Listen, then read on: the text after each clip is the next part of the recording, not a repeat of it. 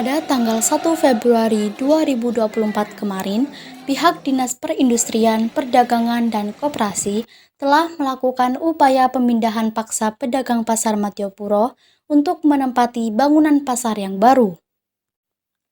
Upaya pindah paksa ini terpaksa dilakukan oleh pihak Disperindakop karena pedagang membandel, tak mau pindah setelah pasar tempat mereka berdagang selesai direvitalisasi atau dibangun. Namun, bukan tanpa alasan pedagang tak ingin pindah ke tempat baru. Pedagang merasa pembangunan Pasar Matiopuro yang baru tak sesuai dengan kesepakatan bersama. Ke depan ya apa? Ayo ditoto. Misalnya, kalau toh harus pindah, ayo disosialisasikan dengan baik. Kan gitu loh. Ngomong dengan pedagang. Kalau perlu, jangan keliling Pak, kumpulkan. Tidak apa-apa. Dikumpulkan, disosialisasikan. Ayo rek pindah. Soalnya ini juga kebutuhannya untuk disub. Kan gitu toh. Misalnya ada usulan, Pak, lek iki kan ono sing ditutup, ya ditutup. Apakah menunggu APBD yang cukup lama, ataukah seperti yang swadaya hari ini ada? Ada swadaya. Ya itu. Toh pedagang juga swadaya, gak apa-apa wis timbangannya ribet. Ini suara dari pedagang yang dibangun loh ya. Saya tanya, kok dibangun dewe Bu? Iya Pak, timbangannya ribet pun belum, pokoknya yang penting dagang cepat. Laris. Nah, itu yang terjadi di lapangan ya. Artinya, ini kita carikan solusi. Tidak perlu diseret ke belakang kemarin, opo. Sekarang ke depan, ya opo. Mana ya Pak? Ini kan dari pihak tukang sapu yang biasa narik sampah, narik sampah juga narik karcis. Dia datang ke saya, bukan Pak Jokowi sendiri, ya kan? Ya. Terus dianya bilang, tanggal 5 saya sudah enggak nyapu atau narik karcis di sini. Itu. Jadi tanggal 5 sampai selebihnya saya tidak bertanggung jawab di sini. Ya. Banyak hal yang dilanggar oleh pihak Disperindakop dalam pembangunan pasar tersebut, antara lain ukuran los yang tak sama dengan surat hak pakai, bentuk bangunan yang terbuka tanpa penutup atau sekat. Akhir pada hari Senin, rombongan Komisi B yang diketuai oleh Agus Trio Purwono beserta 2 anggotanya, yakni Arif Wahyudi dan Jos Rizal Joseph. Komisi B hadir di Pasar Matiopuro setelah para pedagang mengadukan Disperindakop terkait pembongkaran paksa penampungan sementara yang masih ditempati oleh para pedagang. Menurut Ketua Komisi B Agus Trio Purwono, permasalahan ini muncul karena komunikasi antara pedagang dan pihak dinas yang kurang baik. Agus Trio Purwono yang juga caleg PKS Dapil Lowokwaru berharap terjalin komunikasi yang baik antara pedagang dan Disperindakop sebagai wakil pemerintah. Jadi kita ya mendapat aduan ya dari masyarakat atau dari pedagang berkaitan dengan pembangunan Pasar Matiopuro.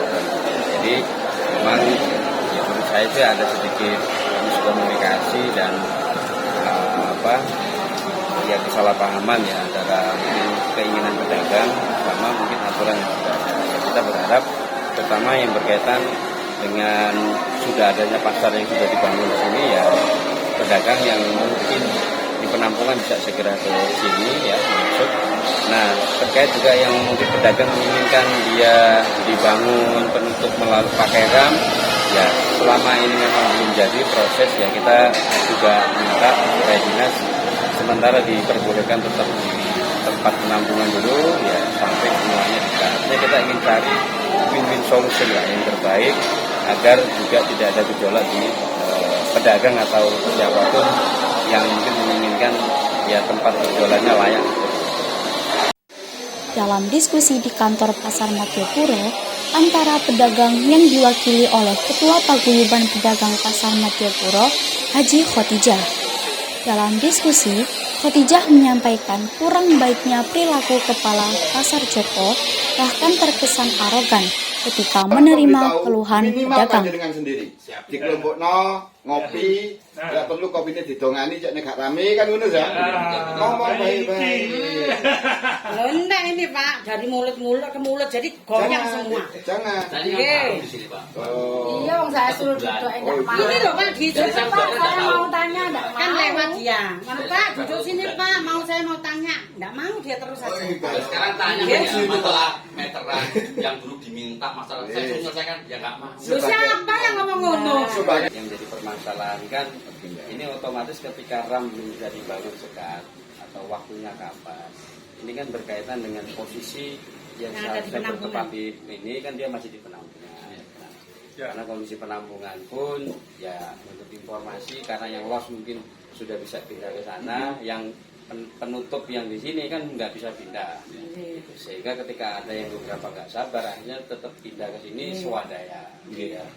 Swadaya. Nah itu planningnya secara timing kapan Pak? Terus kebijakan bagi yang belum bisa pindah karena ramnya belum dibangun tetap di penampungan itu juga bagaimana Pak, tetap harus berjalan di sana atau bagaimana?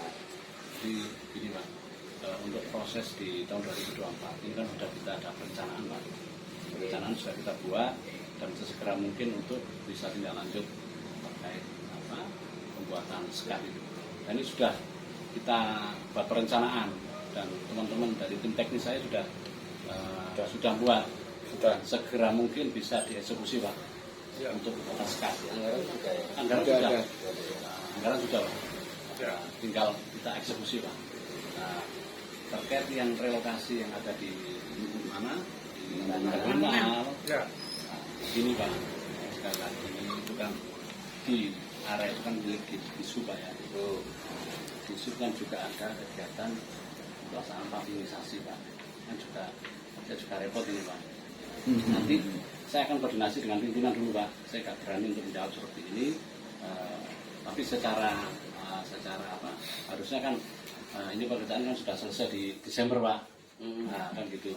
Tapi kembali lagi ke aturan ya Pak. Kalau memang itu kios losan harusnya baliknya kan meja kan gitu Pak. Tapi karena kesepakatan dengan pimpinan, akhirnya kan kita buatkan RAM di situ Pak. Tapi harusnya loh Pak ya, kalau kita bicara aturan Pak, boleh Pak, tetap gitu. Nah ini kan antara harapannya mungkin dulu pedagang berharap ketika pindah itu sudah jadi semua. Mantai ini. Ternyata kan faktanya anggaran itu hanya cukup untuk membangun losnya sudah. Sedangkan untuk sekat bersama ramnya nunggu anggaran yang saat ini. Kalau untuk serah terima itu sudah belum berhasil. Secara resmi tempat itu sudah bisa di PAC kan sampun Pak. Sudah acara dari yang kerjakan dari sudah. Mata Raja Wali TV melaporkan.